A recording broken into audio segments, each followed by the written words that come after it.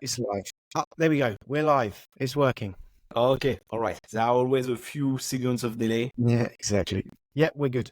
Okay, excellent. So, hello everybody who is joining us today or later, because this video will still be available later, to discuss talent intelligence. How are you, John? I am very good. I'm looking forward to today. We did some good prep work, so I think it's good that Yes. we can. We'll be able to be a bit more prepared than the first two times. Yes, very important topic today. So I'd like first to thank the few people who called us the tired dads of LinkedIn. We really appreciate that. We might let it stick, might not. We'll see. But yes, it's true. We are the tired dads of LinkedIn. It's got a quite good ring to it, though. You know, I just did a podcast recently, and it was about the personal branding, and it could be the two tired dads of talent. This is like 100% accurate, so we can't complain. So where should we kick off today?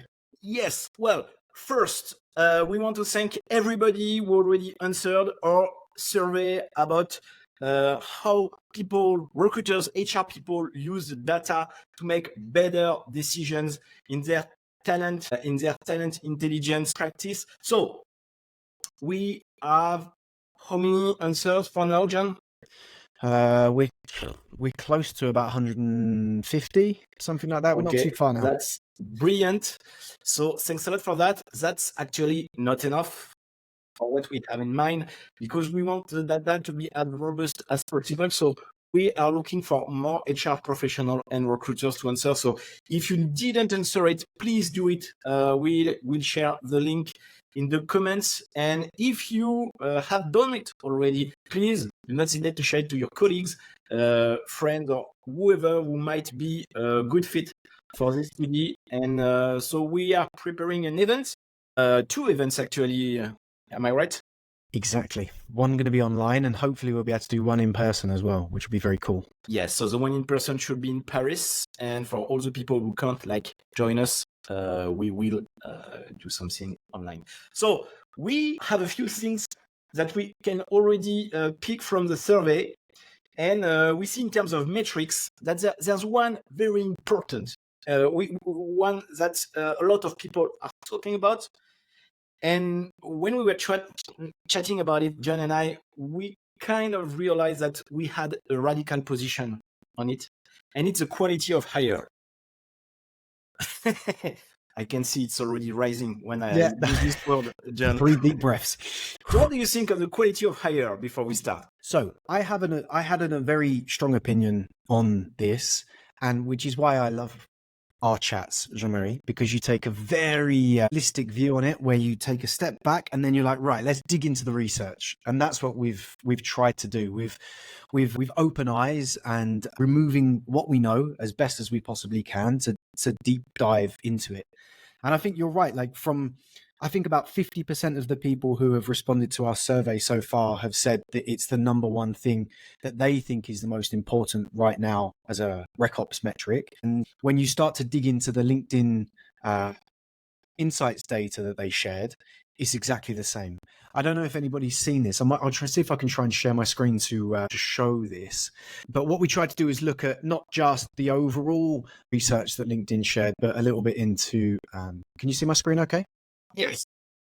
So you can see in France, even for those who can't speak French, this is just basically saying, what do they think that the recruiters, like the experts in recruitment, think is going to be one of the most important things to look at in the next 5 years. And you can see in France, it's 57% of all the people that were asked believe it's quality of hire. And in the UK, it's 64%, which is quite... it's interesting, because when you look at other surveys, it says something like only 17% of companies are actually measuring quality of hire. So it's like, what do you believe? Where do you look for the right information, with this war of information and to get attention? And if you look at what people are actually talking about, I'll keep it on English if that's okay, Jean-Marie. Yeah. You can see that there's clearly a need and desire to understand if the people who are coming in are good, okay, or quality. But it doesn't really go into how do you do it properly, and is it actually the right thing to do? How do you know by measuring these things it's going to give you a quality of hire number, you know? I don't know, what do you think, Jean-Marie, from Well, this? What did you take when you read it? if you can go back to the last slide and no, the one about measuring, because this is what I'd like to talk about. Thank you, John. So, like you said, we are lots of people are talking about quality of hire as an important metric, but few companies are measuring it. That's for two reasons. First, it's very versatile and very subjective. So we don't have a clear definition on what it is. And so we can't measure exactly what we want to measure. And that's really something that's is sticking with me. And when I talk to people all the time, I hear about the quality of hire. It's always in the end about the, let's say, the overall quality of the people who are hired. Whereas that's something that is, again, very subjective, because performance is something that is company dependent, and that is related to your manager as well. So And your environment as well, right? So it's also very linked to the environment in which you're in, you know? Yes. So I'm not saying that there are not people who are better than others on different jobs. Of course there are. That's what recruitment is about. That's what hiring is about. But that's about assessment. And you can't assess, you can't drive what you haven't defined. And so for the quality of hire, we looked a bit the definitions, both in the business documentation and the research papers, and we never found one definition, one to rule them all, if I might say. Exactly. But what we could see is a lack of the other factors. Let's say you use the word holistic. I know that that's one that you like when you talk about recruitment. Yeah. I think that we need a holistic vision on this measure. So the measure of quality of hire should take into account the measure of the quality of the process, the quality of the hiring process before the quality of the hire, let's say, of the people who are hired. And I don't like talking about quality when it's about people, by the way. But we can talk about performance. But again, we know that performance can vary. This is why we have performance management, because if it didn't vary, we wouldn't need to manage it. But that's another topic. So we need to measure the recruitment process, the quality of the recruitment process, and we need to measure the impact of the new hires, the impact that they have on the company. This is something in terms of definition that is very clear. I mean, the impact can be used through specific KPIs. And again, when we measure performance management, usually we tend to go towards like OKRs and KPIs that are very specific and measurable. So this is how we need to do, but we have to work on the recruitment process. Quality of hire is about the quality of the hiring process first. And that's the thing, right? There was I saw another report. It was from a company, Cross HQ or something like this. And basically they were saying that it's very difficult because when no companies are really measuring what they call the pre-hire inputs versus the post-hire outcomes. Right. So what did you identify you need it to do in the first place? Right. So these are the inputs of what would you need them to actually do to be successful. And then do you actually measure the outcome versus those things that you defined in the first place? I don't really know many companies that do that. I don't think I've ever really seen any company that does that. Yes. Well, the thing is, it's like, this image of the people who are using like round wheels and square wheels, and they're struggling, and someone just invented the round wheels, and they're like, hey, do you want help? No, we don't have time. Yeah, exactly. You see that often in change management programs. Yes, it's just about having a clear definition on it, so that it's like when you start on a new role, a new recruitment, when you say, okay, who do we want to hire? It's taking some time before just to make sure that everyone's aligned, can save a lot of time in the end. But we can maybe give some insights to the people who are watching these videos. Like, there are a few components to quality of hire. So we mentioned the performance. So performance can be assessed through performance reviews, goal reviews. There's also there's also something around productivity metrics. In some roles, it can be relevant globally, but be careful with not being too subjective. The overall contribution to a team or to a company. So that's about the performance. Then you have, of course, the retention. So retention, people can stay or leave a company for a lot of different reasons. But yes, if this is a good fit for some of the reasons, they will tend to stay. Okay, maybe they won't stay only because of them as individuals, maybe because of the company, but that's the same. If we measure retention as a systemic thing, why do we focus on quality of hire only on an individual contribution? So everything is systemic here. Then we have the ramp-up time, but I will come back to it because I know that you have some good insight about that. You have the cultural fit, and we'll focus on it later today on this, because this is a point where I see lots of mistakes when assessing cultural fit, and I think that we can give you a full insight on it. There's the hiring manager satisfaction. Yes, that's subjective, but in the end, well, if it doesn't work well in this relationship, it might be difficult in the long term. And then there's, of course, the employee engagement. Engagement, we know how to assess it. We don't know how to raise it. Well, actually, we do, but it's very tough. But we know how to assess it. So, ramp-up time. And I believe that you have another name for that, John. I do. This is what I'm not anti-quality of hire. I'm just it's so difficult to measure, and everyone's context is completely different to create one specific definition of what it should mean, depending on how big you are, what your growth is. And before I go into that specific thing you're asking me about, is when you have a low density of roles, like a CPO or a CFO, how are you meant to measure the quality of that hire when there's only maybe one person or the second person or whatever it is, and you may not have all the historical data if it's, a fourth or fifth hire you've made, versus when you have a huge density of roles like sales or maybe account managers or something like that? It would be a much more easier thing to do for quality of hire for a sales or account manager when you maybe have 100 of them. I completely understand that. That makes sense because you'll have a lot of people over a long period of time, and the data you're collecting could give you some indications. I still think there's big gaps because all the systems are not connected. But this is why I just find it really hard to universally say this is what we should be measuring. So to your point, I believe the better metric, or the problem we should be solving for, is time to effectiveness. So what I mean by that is, how quickly can we get somebody onboarded, and whatever you define as effective as, but it could be anything from being able to work independently without without having somebody as a mentor following you or whatever it is. You can define what that is. But I think it's so important because each person that joins will have a clear track on where they need to be getting to. It should be aligned with the pre-hiring inputs of what you needed them to do.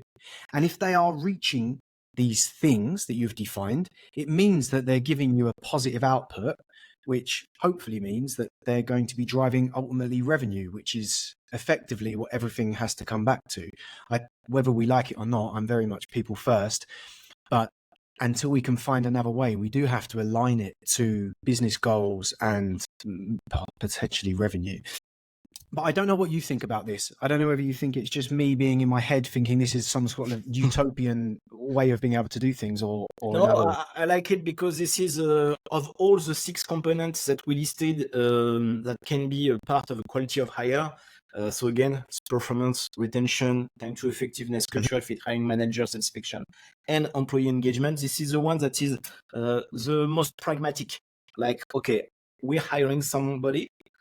How long does it take for this person to give us the maximum that they can give us, and to get in return what they expect, because effectiveness is like a two-way. Like the more you receive in terms of feedback, whereas this is a tangible or some other kind of feedbacks, the more productive you become. And I know that productive can be kind of, it's difficult to use it, but it's still you're hiring someone so they can do the best job that they can. And for that, first you want to give them the best environment that you can give them to maximize the expression of their ability. And some people, if they are a better fit, should reach this effectiveness stage in a shorter period of time than others. So I agree with you. But this is not the only of the two, let's say, metrics or components of the quality of hire that I'd like to focus on. Because again, we just said that for this effectiveness to be good, there's also the environment. And which environment do you give? And that's about the cultural fit. And we can see a lot of companies working on the culture fit. We can see people asking about the fit with the values, for example. We can see people asking the fit with the vision. We see a lot of stuff. I'm not convinced about that. So this is where I'm gonna to become a bit radical. The issue I have is that we are always trying to assess things that are very broad in terms of definition, but also in terms of how it can express itself in real life, like fitting with a value. We can't really assess values. I mean, and I'm gonna be bold and I'm gonna say we can't really assess skills either. We can only let's save that for another topic for skills-based hiring. We can only assess the expression of these skills, and that's the same. We can only assess the expression of these values. So if you want to hire a culture fit, you have to find situations where the adhesion to a specific value will make you behave in some way, whereas if you don't adhere to this value, you will behave in some other way.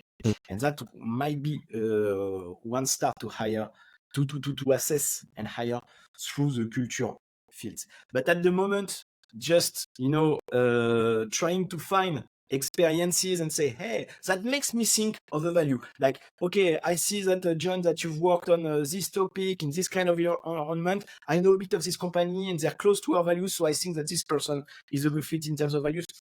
This is not how it works. So that's on the hiring phase.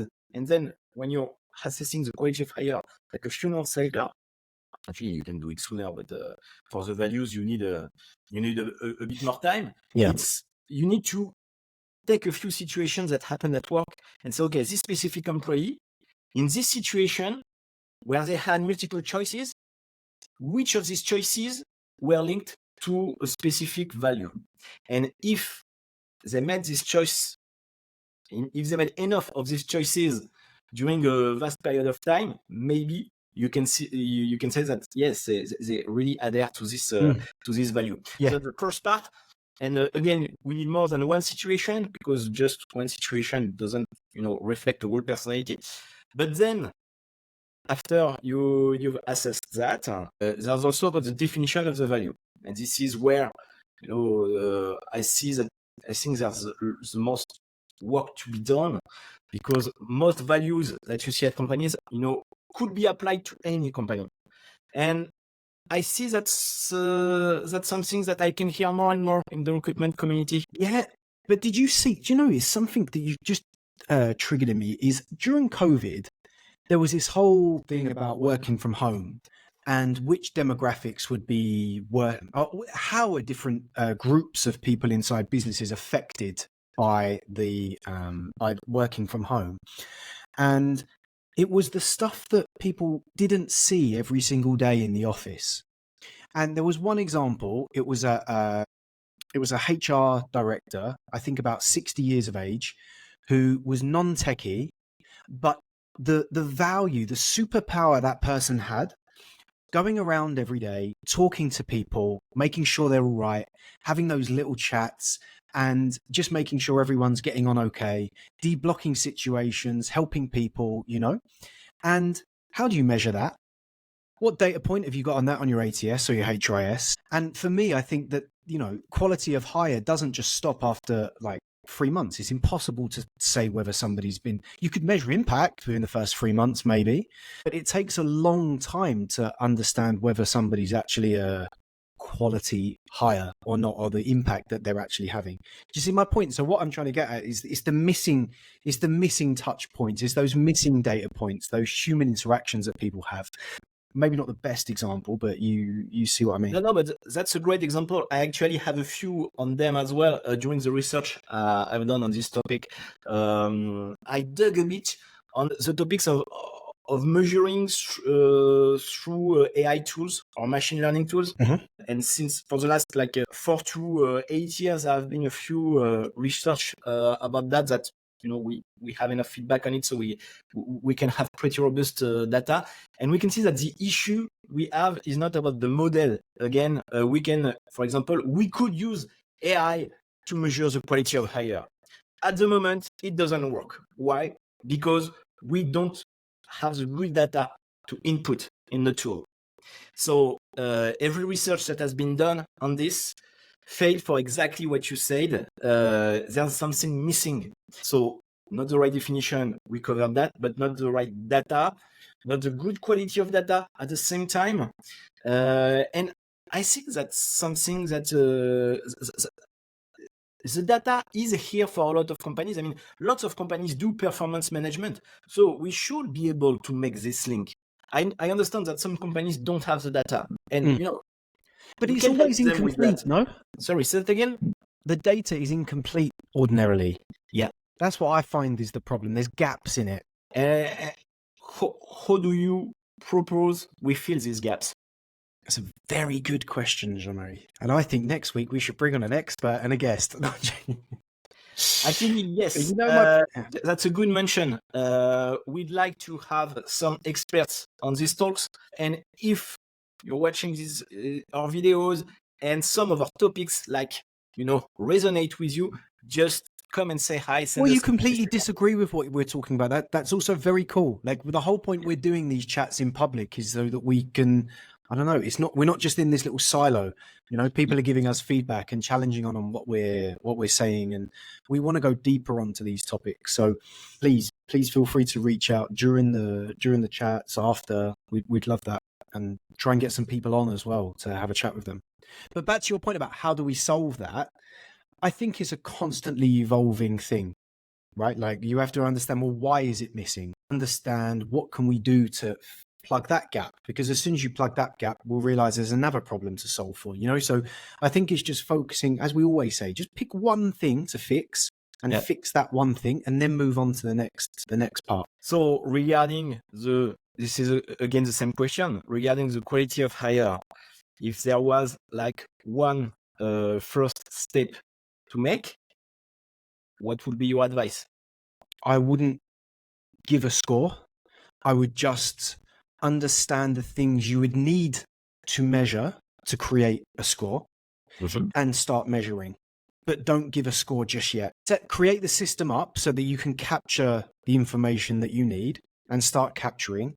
But I wouldn't publicly use that data just yet. I would collect over a long period of time. And when I say a long period of time, I mean over a case of a couple of years. Yes. I'm not even joking. I genuinely believe it's impossible otherwise. Please, somebody tell me I'm wrong, but all the people I've spoken to that are data experts or just complete whizzes in this space is you need a lot of data to validate what you're, what you want to prove. So, yeah. And then may I tickle a bit the people who will watch this video? We're talking about measuring the quality of hire, but what do you compare it to? Because that's the right question. You want to measure your quality of hire, but compared to what? Because, let's say, for example, that you had a scale. I know you said you didn't want to note, but let's say you had a scale out of 5 and you say, hey, yes, we hire people. We want people who are at a note 4 out of a 5. 4 points out of a 5. Okay, so that's your target. But compared to what? And how regularly do you assess this? Yes. So of course you need feedback loops and continuous Constant. improvement. But do you already know what is your past quality of hire? I mean, you start working on it, all right. But are you happy with the people who are working with you now? And if you apply the same definition and the same scale, will they be 4 out of 5, or will they be 3 out of 5? And maybe you try to go a bit further than you need to. And you know what, Jean-Marie, in that study that I was telling you about, the pre-hire inputs versus post-hire outcomes, they come up with some interesting points about this, right? And they were saying that typically, this is a generalization based on their study, right? It was that salespeople were generally more overconfident and would end up getting a higher score on this particular measurement of quality of hire, but self-depreciating tech people performed better. They also said that people who had a higher score on quality of hire, when it comes to layoffs, were more likely, the higher they were on quality of hire, they were more likely to get laid off than people with a lower score of quality to hire. Quality of hire. Okay. So, you know, it's like, what? So, it's a mess. So we should have started with that. You know, that's a very interesting thing. Like when we say quality of hire is not measured the way it should be, this is the proof. Yeah. And apparently they analyzed 24 million people. Whether this is true, I'll send the link. I'll find the link after. Yeah. Because that's a lot. I'm like, that's a lot. That's a lot. I'd like to go into this today. Yeah.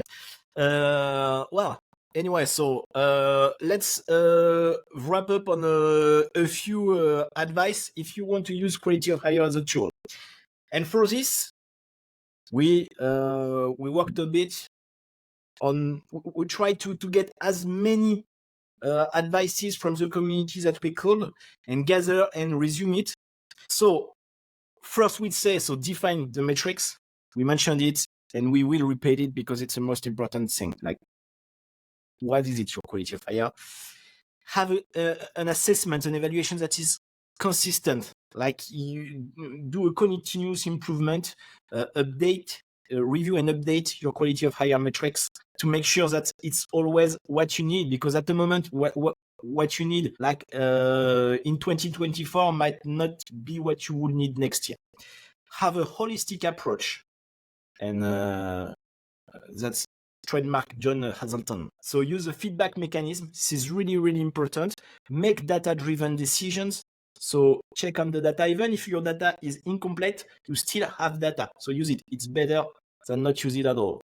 And on the continuous improvement, treat it on a long period of time. So you mentioned that you should need like at least a few months, maybe a couple of years to start to have some overview. Historical data. Yeah, exactly.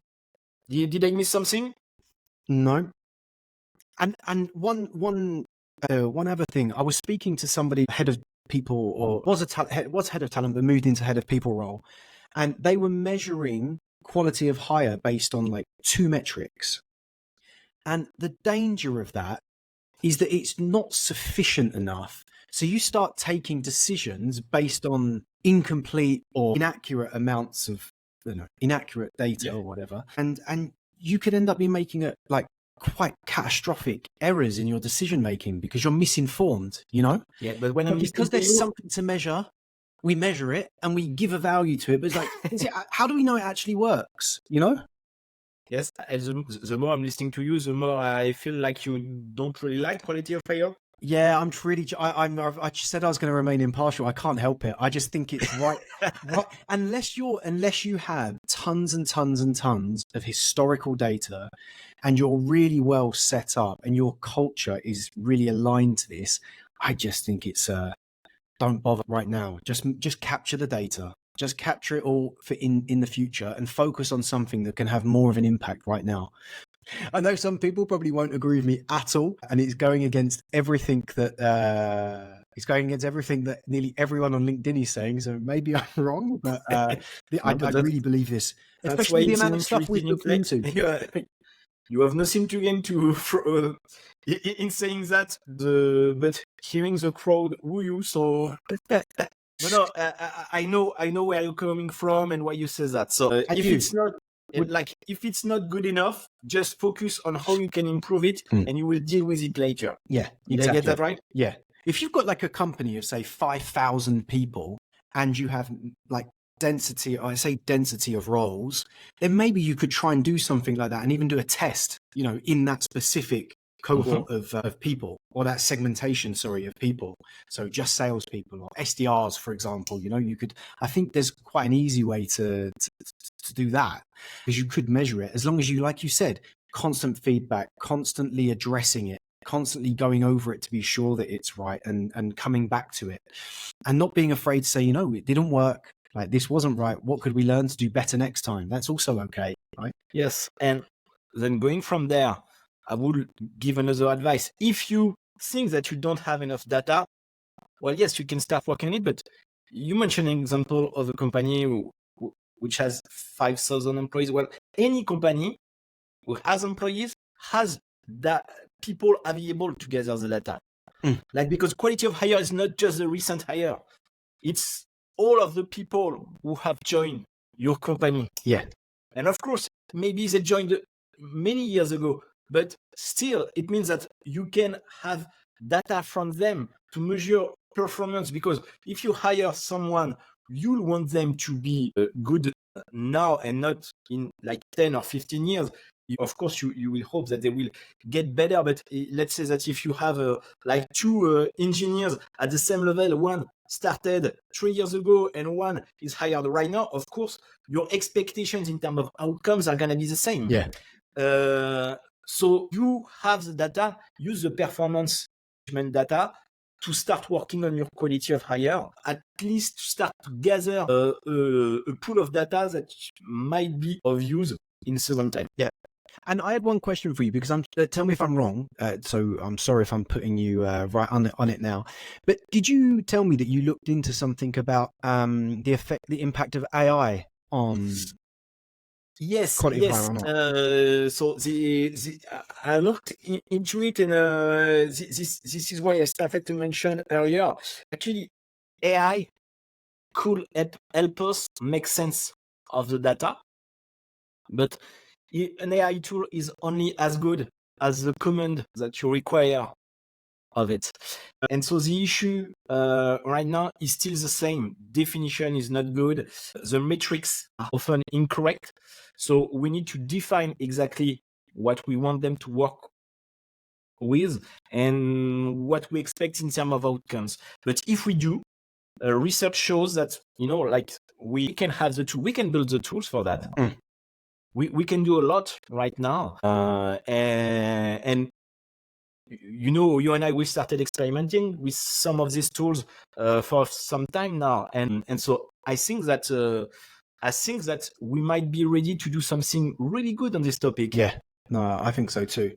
We just need to keep. The thing that I've really appreciated with us talking about is that it's just challenging what is seen to be in the market right now and a hot topic. I was talking to Jeremy Lyons about this, and he's like a RecOps. He runs the RecOps Collective, and he was saying that we always think we're being data driven, but really we're just being information driven, when really we should be data driven. And he was saying it always seems to be the common. An influencer will mention it on LinkedIn. They'll just float an idea out there with some thinking behind it, and then people just jump on it. And they're not necessarily digging deeper into it.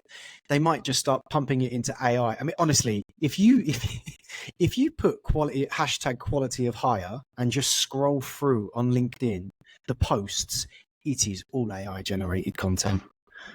Oh, that's in great. This fast-paced recruitment world, it's just this. It's the same crap being pushed the whole time. I came across a testimonial, a video of someone who explained, like, he built a content machine on make website. Yeah. You can build these nice little systems. So with a combination of Perplexity.ai and ChatGPT, so he's just searching for news that are less than 48 hours on Google with Perplexity. Then he's feeding a few GPTs that is set up to build content the right size of content depending on the platform where I want to use it. So he has a GPT that is posting directly on LinkedIn, one that's posting on his blog, and so every 48 hours there's content that is directly created from the news, and he doesn't even know what it's about. And so yes, technologically that's very exciting and that's brilliant. But then call me old school. But when I produce content, I like to know that I've thought about it, and even though like I can use can help us a lot in structuring the content. If you just pushing the content for pushing the content, you don't even read it yourself. No, exactly. What's the point? Yeah, the whole point. This is one of the reasons why we wanted to do this live and chatting about it. I think my dog is going crazy. I think there was a storm outside. I can just hear him jumping at the door now. He's going crazy. But yeah, we're talking to each other. We can challenge each other, but we do it in the public, and it's not just copy and paste from ChatGPT that half the time isn't always correct, right? Don't get me wrong, I love it for the stuff it can do and where it's going. I think if it's used in the right way, but this way we try and keep it a bit more honest, you know. Of course, it's brilliant, but we can't like approach it like it's a magic tool for anything, and we have to understand how it works and what is its impact on human relationships. I'm actually working on an article for my newsletter. I'm gonna spoil it a bit right now, but it's in topic. We have some research about how human people can feel excluded interactions with chatbots. It's like, for example, in your candidate experience, if you have automated negative answers, automatic rejections with chatbots, and you might say, yeah, but that's a chatbot, so you can even like ask some questions. The feeling of exclusion is at least as important as with a human, but it can be even worse. So this tool is not a better solution than using a human for this kind of topic. And then what is interesting, there's another research that said if you add a human in the interaction, like it's not human computer, it's human computer, then this feeling of exclusion disappears. Yeah. So if you add more technology, you need to add more human in interaction in the equation as well. I love that. So I will write a bit more on it in the next few days. It's so good. And there is a really interesting one from HMRC as well that's out. I'll have to share that. They did a big article about the first complete AI hiring process. I'll share this with you for next time. It's also very interesting. Well, I see that we have Melody who shared something. I recently read an article by Aline Lerner and Peter Bergman discussing a study on recruiters' ability to evaluate resume. The results were fascinating. Recruiters were only slightly better than a coin flip at predicting candidate success, and they often disagreed. Yes. Yeah, I saw this as well. Yes. Yeah. So thank you for sharing that. This is very interesting. So this is actually something that we could see like even a few years ago when Google, they documented a lot of things on their HR blog over the years during their assessment process, because they tried a lot of things, structure interview, lots of different situational questions, how many interviews they were part of the company that could do more than 12 interviews during a recruitment process. Like, okay, in terms of candidate experience, that's a lot. And in the end, when they measured everything in terms of validity, well, they never managed to go further than like 50% of validity. And they asked jokingly in a blog post for a few years ago, but then should we switch to a coin flip? And so it's something that existed already. And of course, that's a joke. But then you wonder yourself, okay, if that's the same, you will never hire out of a coin flip. And why? Why? Because it's okay, you have 50% on the assessment, but so where do the other 50% come from? How can you predict them? Well, it's a lot of things that you can't predict, but it's onboarding, it's the fit, it's the time to effectiveness, manager, it's the performance management, it's the other 50%, it's part of the personal life of the person, because there are things you can't affect. And this is also all the criteria that we described in the quality of hire. Yeah, So I thank you agree. for Yeah, sharing it's a that good. because it is the other side of the coin. Yeah, exactly. But for me, that article, I think it lacked a lot of context. I understood where it was coming from, but it generalized a lot. Because if you were taking a very, very high performant headhunter, executive search headhunter, versus somebody that was an entry level recruiter, I think you would see some very big differences. But again, it was still a very interesting article. But Yes. there we go. That was blown So, by, hasn't it? yes, that's it. So this video will be available on LinkedIn and will go onto YouTube as well, YouTube channel. So as we are like getting more regular on this content production, we might test a few things in the next few weeks, different tools, different topics. But we really like this moment and we really like to share, these conversations that we have publicly. Really enjoyed that chat. Yeah, no, again, me Jan. too. Yeah, it was a good choice of topic. And I think the thing that we're really doing right now is we just want to try and explore that area in between rec ops and talent intelligence, right? Which is why we talk about talent intelligence, but we feel like there's some missing links with rec ops and the performance and stuff like that. But that was brilliant. I'm going to go and sort my dog out before he destroys my door. Yeah, that could be a TV show about a flying dog. That's amazing. Good of Georgie. I know. Again, Thanks everyone. please share the survey, getpresage.com, and thank you for watching this video. Have a nice day. Thanks a lot, everyone. Bye bye. Cheers, bye-bye.